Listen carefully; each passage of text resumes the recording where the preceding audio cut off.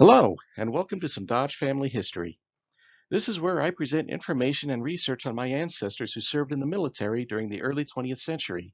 Today, I will be presenting on the military service of Sergeant David Nemetzky, Medical Department, from April of 1917 through his honorable discharge in August of 1919. We will use records that are available online, such as the bi-monthly muster rolls on Family Search, the morning reports on Fold 3, as well as available National Archives records, such as General Court-Martial records, to tell the story of this chapter of his military service.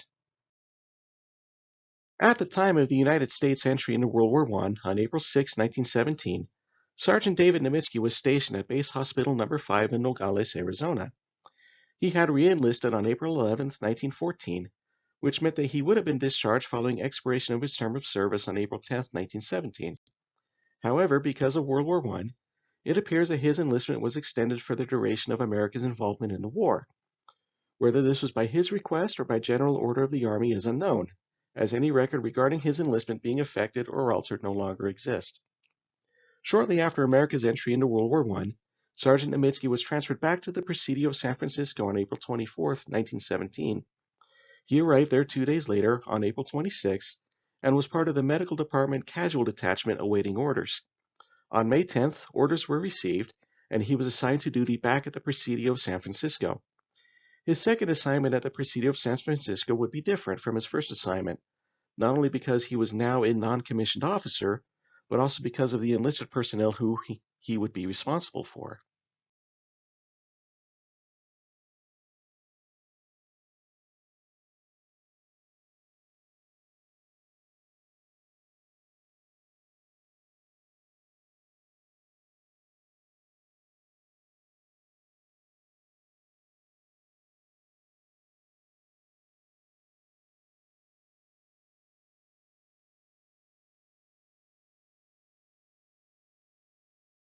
Two months after his assignment back to the Presidio of San Francisco, on July 10, 1917, Sergeant Nemetzky was promoted to Sergeant First Class, which would be considered Staff Sergeant today. To be promoted to Sergeant First Class required a time requirement of 1 year in the rank of Sergeant prior to promotion. Normally, a promotion would also require a qualifying examination, but because of World War I and the need for non-commissioned officers was great, these requirements appeared to have been suspended and the promotion was granted. Among his responsibilities at the Presidio was being in charge of the post-hospital mess. During the summer and fall of 1917, the mess for the medical department increased from 200 to 400 men, and there were 2 kitchens for the medical department mess. Sergeant First Class Nemetzky was in charge of both kitchens and responsible for purchasing the food for the mess, as well as keeping the books for the mess, including inventory and accounting. No doubt his training and experience as a cook served him well during this time. During the fall of 1917, he was solely responsible for the mess, and his chain of command was straight to his organization commander. Because of this simple chain of command, he was able to work out contracts and broker deals with a number of the wholesale food dealers in San Francisco, which allowed him to provide top quality food, meat, and produce for the hospital mess. However, during the fall of 1917, the conditions, environment, and personnel of the mess he was responsible for would change, but not for the better. Among those who were under Sergeant First Class Nemetzky were the following, who enlisted in the Army during 1917. Private First Class August Bernardowski, Cook Vuna Smith, Cook William George Stahl, and Private Guy Risley. Private First Class Bernardowski enlisted in June of 1917 and was assigned to the Presidio from Vancouver Barracks, Washington. He would be discharged in January of 1919, having spent his entire enlistment at the Presidio. Private Bernardowski would go with Sergeant First Class Nemetzky from time to time to purchase food for the post-hospital mess. Cook Vuna Smith enlisted in July of 1917 and was also assigned to the Presidio. He was a cook under the command of Sergeant First Class Nemetzky. In February of 1918, Cook Smith would be promoted to the rank of sergeant, and he later accepted a commission as second lieutenant in the Sanitary Corps. Cook William George Stahl enlisted at Fort Douglas, Utah in January of 1917 and was another cook under the command of Sergeant Nemetzky. Cook Stahl served until his discharge in June of 1920 from the regular Army Reserve as a sergeant. Private Guy Risley enlisted in June of 1917 and was also assigned to the Presidio of San Francisco. He was discharged in December of 1918 as a private first class. In addition to these enlistees, there were 2 other non-commissioned officers that were also assigned to the post-hospital mess to work under the direction of Sergeant First Class Nemetzky, Sergeant Earl Kalb, and Sergeant First Class Charles W. Adamson. Sergeant Kalb enlisted in February of 1914 and had previously served in the hospital corps assigned to the Philippine Islands. Sergeant Kalb had returned to the States in August of 1917 and was assigned to the Presidio. He would later become a career soldier serving in the medical department, and his final discharge came in 1930. Sergeant First Class Charles Adamson had also enlisted in 1914 and served in the Philippine Islands prior to his assignment at the Presidio San Francisco in August of 1917. Sergeant Adamson quickly climbed the ranks, attaining the rank of Sergeant First Class in November of 1917, just 2 months after his promotion to sergeant. Sergeant Adamson was a subordinate non-commissioned officer to Sergeant First Class Nemetzky and was responsible for the hospital mess bookkeeping. Sergeant Adamson had a reputation of causing problems and had previously lost his rank of sergeant while stationed in the Philippines in 1916. Throughout 1917, while on his daily route to purchase food for the hospital mess, Sergeant Nemetzky would also stop by the residence of one Mrs. Lillian Wagaman of 2903 Baker Street to drop off groceries that he would pick up for her. She would order her groceries from some of the local food dealers, pay the bill, and ask him to pick up her groceries for her.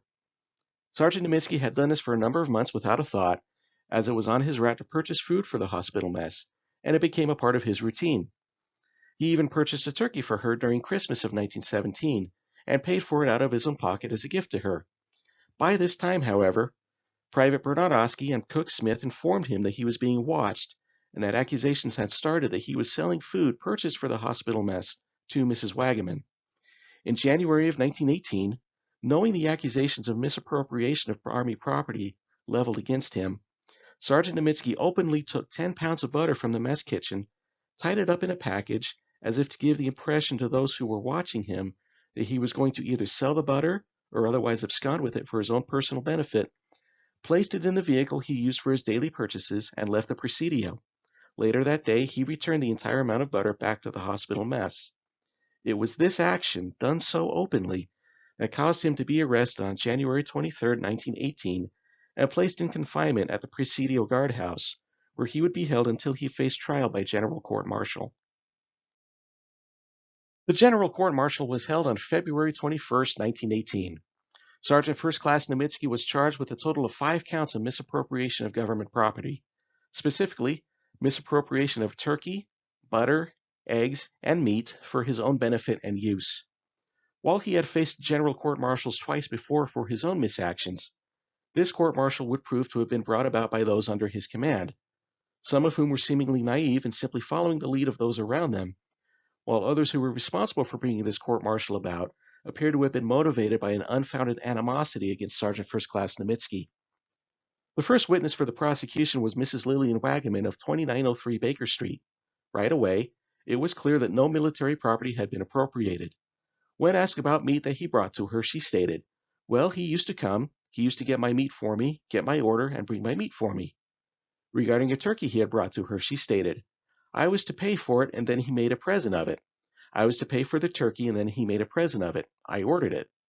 Regarding the eggs, she stated, "He got them from my egg man. I called and told him that there would be a man out to get my eggs, and that she paid her egg man for them." When pressed by the prosecution regarding payment for the food items, she stated that she did not pay Sergeant Nemetzky for any of the items, and that there was no indication it was food that he had purchased for military use. The court went so far as to warn the prosecution to not impeach the testimony of their own witness, as what she testified to took away from the credibility of the charges against Sergeant Nemetzky. The next witness was Captain Arthur Brown, the investigating officer who had recommended the charges against Sergeant Nemetzky. Captain Brown testified that he, Sergeant Adamson, and Private Bernardowski had interviewed Mrs. Wagaman regarding the items she had received from Sergeant Nemetzky. While it was clear that the items in question were purchased and delivered to her were not taken from the food purchased for the hospital mess, it also appears that from his testimony that he was influenced by Cooks Eunice Smith, Sergeant Charles Adamson, Cook William Stahl, and Private Bernardowski, whom he had interviewed. Sergeant Adamson was the next to testify. In addition to relating his recollection of the interview with Mrs. Wagaman, Sergeant Adamson admitted that he was not particularly friendly with Sergeant Nemetzky. The defense took this opportunity to sow prejudice against Sergeant Nemetzky by Sergeant Adamson by having him recount an exchange stating to Sergeant Nemetzky that he thought the mess was in poor shape. Sergeant Nemetzky, according to Sergeant Adamson, told him that his opinion of the mess was a personal matter. Sergeant Adamson also related an altercation that they had around the same time while playing cards. He had accused Sergeant Nemetzky of playing with marked cards, which Sergeant Nemetzky denied. Sergeant Adamson also acknowledged that Sergeant Nemetzky was his superior NCO during his entire time at the Presidio. Private August Bernardowski was next on the stand. He was also involved in the interview with Mrs. Wagaman and claimed that while driving with Sergeant Nemetzky, that money exchanged hands each time he brought food to Mrs. Wagaman. Private Bernardowski testified, falsely, that Mrs. Wagaman had him weigh the turkey that was brought over to her. He also falsely testified that Sergeant Nemetzky delivered 30 pounds of butter, intended for use in the mess, to Mrs. Wagaman. When pressed by the defense regarding the delivery of the butter, he was unable to provide additional details and repeated what appears to have been a scripted testimony. Following him on the stand was cook Vuna Smith, who was also unable to give clarity to the details of the dates and times that Sergeant Nemetzky was supposed to have taken food from the mess and delivered it to Mrs. Wagaman. Following him on the stand was cook William Stahl, who was just as clumsy in his testimony, as he was unable to keep details such as dates and the number and quantity of items taken from the mess clear. Private Guy Risley was next, and he testified that Sergeant Nemetzky had, on 2 different occasions, taken cases of eggs from the mess kitchen for personal delivery to Mrs. Wagaman. None of the details that each witness provided matched what the others had testified to. The defense then presented their case. They started with the testimony of one A.W. Baker of 131 13th Street, who sold eggs to Mrs. Wagaman. While he admitted to not knowing Sergeant Nemetzky personally, he did acknowledge that she paid for her own eggs. Next for the defense was Frank Smith McCullough, a wholesale produce seller. He knew Sergeant Nemetzky and started doing business with him as a mess sergeant in August of 1917. He, along with his foreman Charles Arnold, both testified that Sergeant Nemetzky came in to purchase several turkeys for the hospital mess, in addition to a personal turkey for himself. They both explained that the turkeys for the hospital mess were paid for separately from the personal turkey he purchased and gifted to Mrs. Wagaman. Next to testify was Joseph Moyes, a wholesale fruit and produce seller. He testified that all his transactions with Sergeant Nemetzky were strictly for the hospital mess. Following him was Edward James Convey, a meat seller. He testified that in addition to selling him meat for the hospital mess, Sergeant Nemetzky would on occasion purchase small quantities of meat which he would pay for right then and there. He stated that Sergeant Nemetzky was a man who possessed the most beautiful honesty, the highest type of such. Finally, Sergeant Earl A. Kelp was called to testify. His testimony was brief, and he stated that he knew of the troubles between Sergeants Nemetzky and Adamson. He stated that he was good friends with Sergeant Nemetzky and did not have any problems with him. Now it was Sergeant Nemetzky's turn to testify. From a prepared statement he read, he stated, "I was exclusively in charge of both kitchens, under the sole supervision of my organization commander. I also did all the bookwork pertaining thereto. I was accountable only, as I stated, to my organization commander. Therefore, I was able to give better service to the government, as I had nobody to interfere with my duties at that time. Up to about September or October, I had no trouble with the administration of my kitchen or kitchens, as the fact may have been at that time, and during that time I knew the way they acted towards me. They thought I had performed excellent service and therefore knew I was able to run the mess by myself and just be under their supervision. Later on, towards October and November, Sergeant First Class Adamson came to the post and he got the job of organization clerk. It was but I will say 2 or 3 weeks after that I noticed a very distinct agitation and grumbling going on among the men. I had reason to know that because I was amongst them all the time. At that time I noticed that agitation going on, so I asked what was the cause of all this trouble, and I was told by a number of them about this clerk, that when they would come into the office and ask anything at all pertaining to their wants, they would be ill-treated in every way. I had the occasion to feel his manners and ways of doing business with me, because he interfered with my duties time and again. He would come in the kitchen and interfere with the cooks and interfere with the kitchen police. I had 4 cooks and about 4 kitchen police in each kitchen at that time, and I would admonish him again and again to tell him to mind his own affairs, and if there was anything wrong, tell it to the first sergeant and it would be properly attended to. Following his statement, he testified on his own behalf and refuted all that he had been accused of. He explained that every item of every purchase he made for the hospital mess was delivered accordingly, and that he withheld no purchased food from the Army. He refuted the accusations that Mrs. Wagaman had paid him for any of the food he delivered to her. He also made the accusation that Sergeant Adamson was behind the problems that had come up within the hospital mess, and that he, Sergeant Adamson, had caused those cooks and privates to testify against him.